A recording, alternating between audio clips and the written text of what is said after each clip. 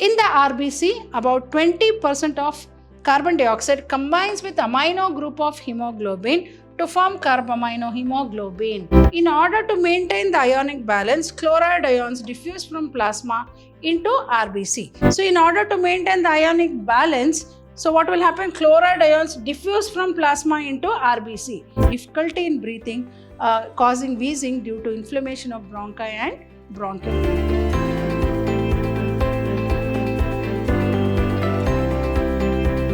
Hello everyone, welcome back to the last session of this chapter 17 called Breathing and Exchange of Gases.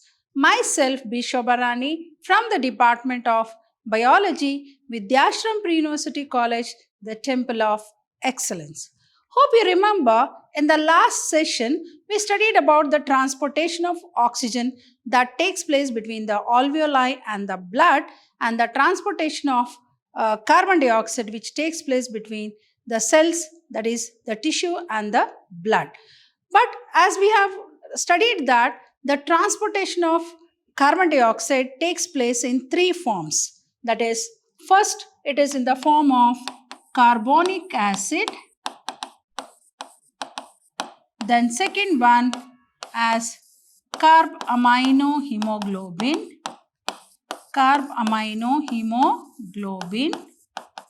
and three as bicarbonates. So one form of transportation of carbon dioxide is through in the form of carbonic acid, second one carbaminohemoglobin and bicarbonates. Now let us study how the process of transportation of carbon dioxide is taking place in the form of carbonic acid, carbaminohemoglobin and bicarbonates. So as carbonic acid by the blood plasma, about 10% of carbon dioxide dissolves in the water of plasma to form carbonic acid and it is carried to the lungs.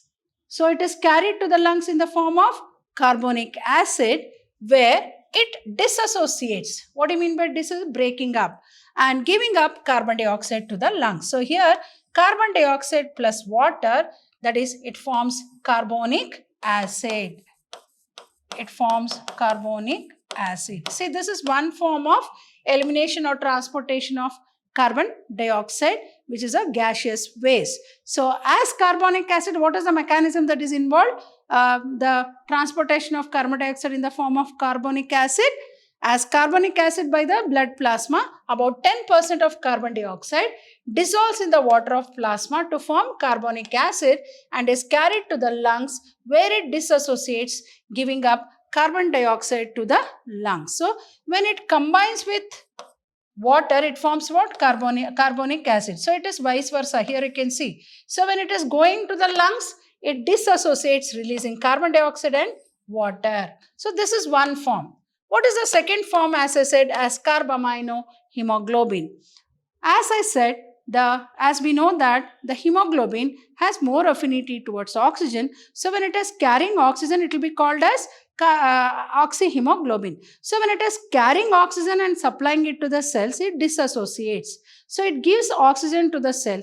And what is produced in the cells? Carbon dioxide. So it is picking up carbon dioxide and it will become what? Carbaminohemoglobin. So that amount of carbon dioxide which is transported in the form of carbaminohemoglobin is around 20%. Here as carbonic acid 10%. So here as carbonic acid 10%, as carbaminohemoglobin 20%. So remaining 70% is through bicarbonates.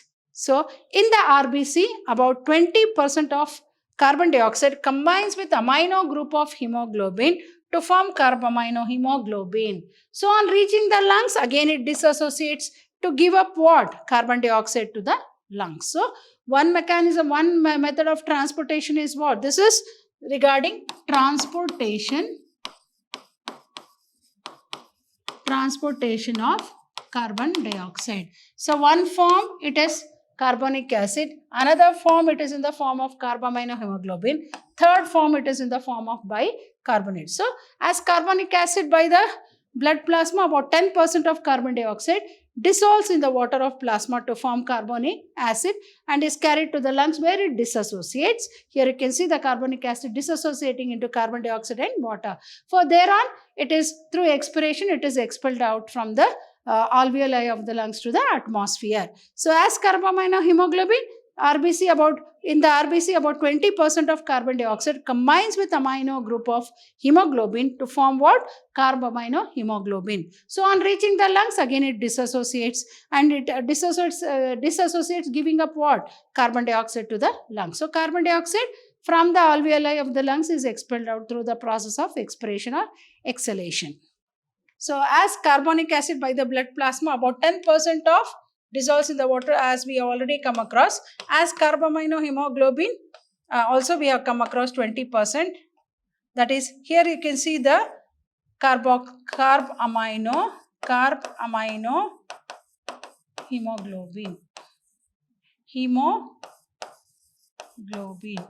So it dissociates into carbon dioxide and back into hemoglobin. Now as bicarbonates. So as I said, nearly 70% of carbon dioxide is transported in the form of bicarbonate. So here, carbonic acid, how much? Carbonic acid, 10%. As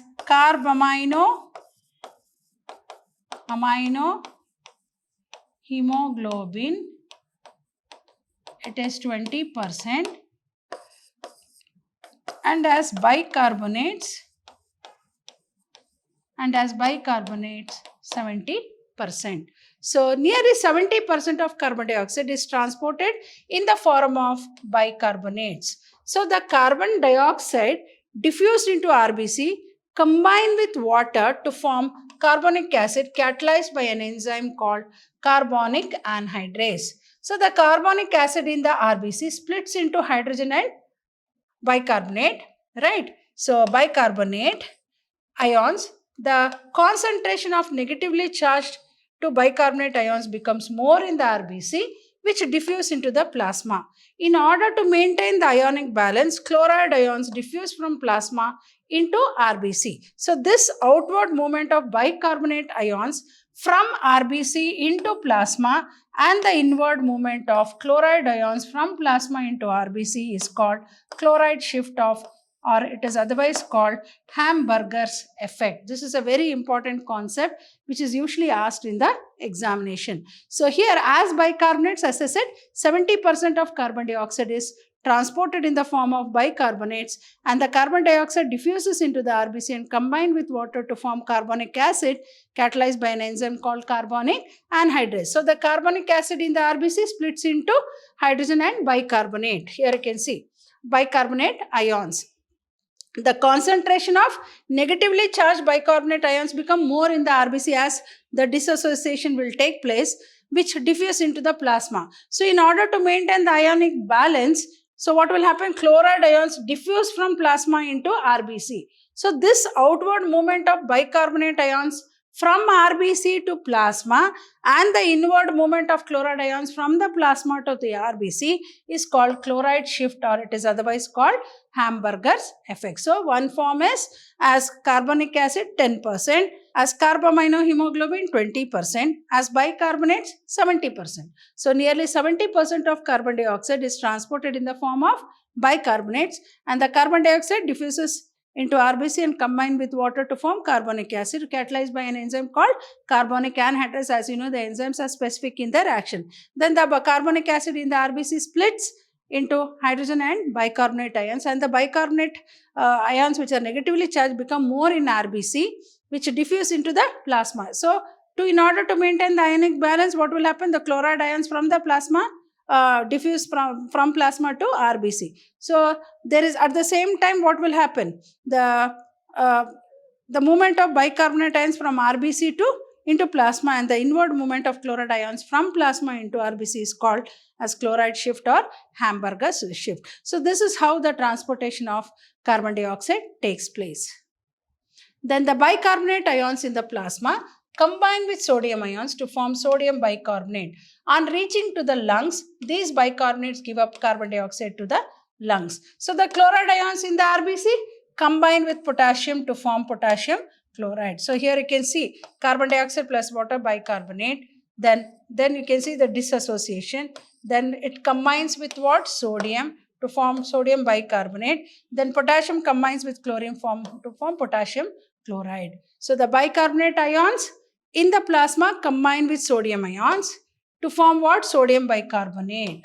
Then on reaching to the lungs, these bicarbonates give up what? Carbon dioxide and to the lungs. So the chloride ions in the RBC combine with potassium to form potassium chloride.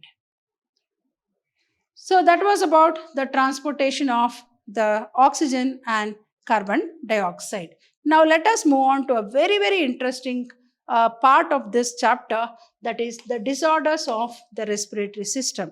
At this point of time where we all are facing the coronavirus pandemic, we know how important our respiratory system is. Imagine, and particularly when we have this breathlessness and difficulty in breathing, so that's an indication that there is something wrong with the respiratory system, particularly if there is a viral infection like the coronavirus. Other than that, there are the many more disorders of the respiratory system, and this is a very, very important physiological process which we call it as respiration taking place inside our body. So it's our bound duty to take care of this very important system called the respiratory system, where we are prone to many diseases because of the abnormal functioning of this important respiratory system. Now let us study one by one what are the disorders of the respiratory system. We'll move on to the first one, very important, called asthma. I think all of us know India being the second largest country, thickly populated country. Due to this increase in population, at the same time, even the pollution is increasing day by day. Imagine our capital city, Delhi, is the most polluted city, where air polluted city. And imagine air is the main source of supply of oxygen to the human beings, and if air is polluted, then definitely it is going to affect our respiratory system and our health. So there are many disorders which are caused due to air pollution, and one such disease is called asthma. So asthma is a disease which is mainly caused due to air pollution. So I think all of us know that in metropolitan cities, imagine the vehicles plying on the road and the amount of carbon that is produced by the burning of the fossil fuels, and even the toxic what you call it as the smoke that is coming out of the industries. All these are an added they're all the ones which are going to add for more for air pollution, burning of fossil fuels. All these are the reasons for increase in air pollution, and that main air pollution will cause one very important respiratory disease called asthma. I think we have come across many people suffering with this respiratory disorder called asthma. So I think all of us know Bangalore, which is almost becoming most polluted city nowadays. I think we know that many people in Bangalore suffer from asthma. So the root cause for the cause of asthma is air pollution. As you know, it is a thickly populated city, and at the same time, imagine the number of vehicles plying on the road. More industries have come up in Bangalore. So that is the reason why we come across more people are prone to asthma. So what is asthma and how it can be? Yes, of course, it can be treated if care is taken at the initial time. So here you can see the air sacs, particularly the air sacs will be affected. So difficulty in breathing causing wheezing due to inflammation of bronchi and bronchioles. So here you can see the bronchi and the bronchioles. So, you know, asthma is also commonly called as wheezing. So this is a very common word which we come across, where if a person is having asthma, we use the word called wheezing. So what is asthma? Difficulty in breathing causing wheezing due to inflammation of bronchi and bronchioles. So proper treatment can be taken for curing this asthma.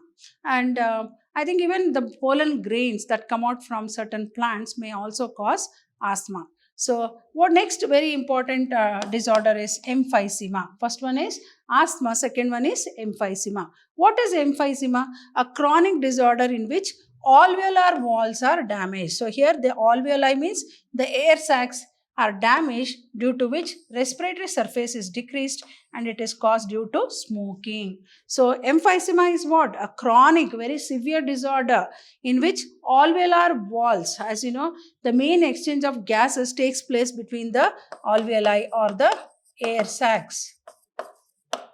Right? So imagine in which alveolar walls are damaged, due to which the respiratory surface is decreased, and it is mainly caused due to smoking. So what is asthma? What are the very important disorders of respiratory system? One is asthma, second one is emphysema. What is asthma? Difficulty in breathing causing wheezing due to inflammation of bronchi and bronchioles. Emphysema, a chronic disorder in which alveolar walls are damaged, due to which respiratory surface is decreased, and it is mainly due to smoking. Moving on to the occupational respiratory disorders. I think all of us know many people are exposed to occupational hazards, like people working in cement factory, asbestos factory, or even silk factory you might have come across. So people, when they're exposed to such occupational exposures, so definitely it is going to affect the respiratory system. So imagine people working in cement factory and asbestos factory, where in everyday life they will come across with the chemicals or the dust particles in the form of chemicals. So all this, when they keep on inhaling, then definitely it is going to cause some disorders with the respiratory system. So such disorders are called occupational respiratory disorders. Only when their body is exposed to certain occupational hazards, may it be like, and even you might have come across people working in silk factories.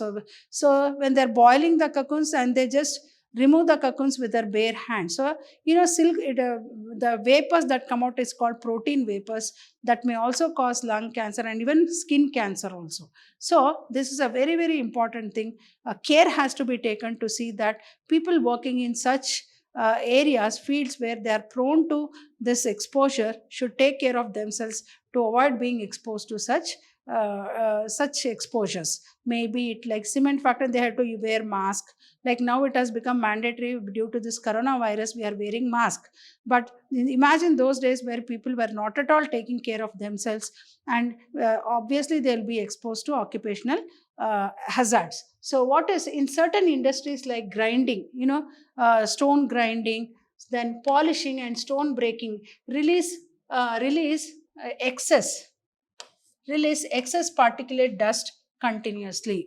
So in certain industries, like people, as already said, people working in asbestos factory, people working in cement factory, people working in silk factory, people working in grinding factories where polishing, stone grinding, stone breaking, all this will release what? Excess particulate dust, very, very small dust particles which cannot be seen with the naked eyes, but will be inhaling.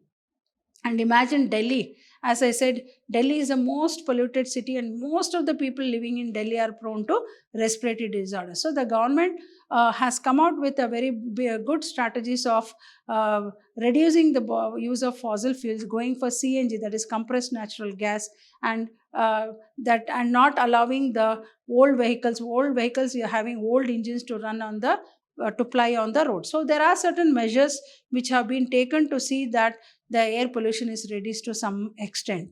So the workers exposed to dust continuously suffer from inflammation of lungs, which leads to fibrosis. Fibrosis means what? Proliferation of fibrous tissues, and this causes what? Serious lung damage. So workers in such industries should wear protective masks. As I said, they have to wear protective masks. So what is occupational? See, here you can see healthy lungs, healthy alveoli, harmful particles. So here you can see if people will start smoking or anything, so you can see smoking and emphysema. Here you can see how the alveoli gets trapped with the dust particles, and here you can see how it is completely blocked. Alveoli is blocked.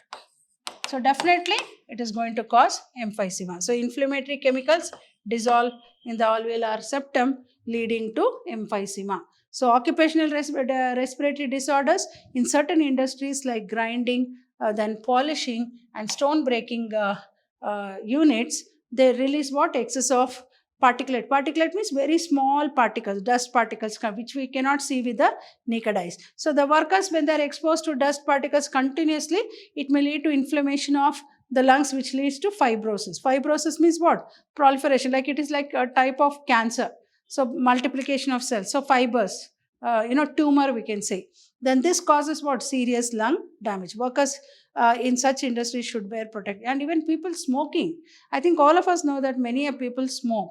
So continuous smoking is going to definitely affect the lungs, and very, very thing is, it is going to cause a very serious disorder called lung cancer. So even not only the person who is smoking, even the people who are in the vicinity of the smokers will also be prone to some lung diseases, maybe like lung cancer. So it is a very, very important point to be noted, that we should take care of our environment so that air is not polluted, because the air is the main source of oxygen for the human beings, and oxygen is very important for the human beings to survive. So these are all the very important disorders of the respiratory system, namely the one very important is asthma, emphysema, then occupational disorders.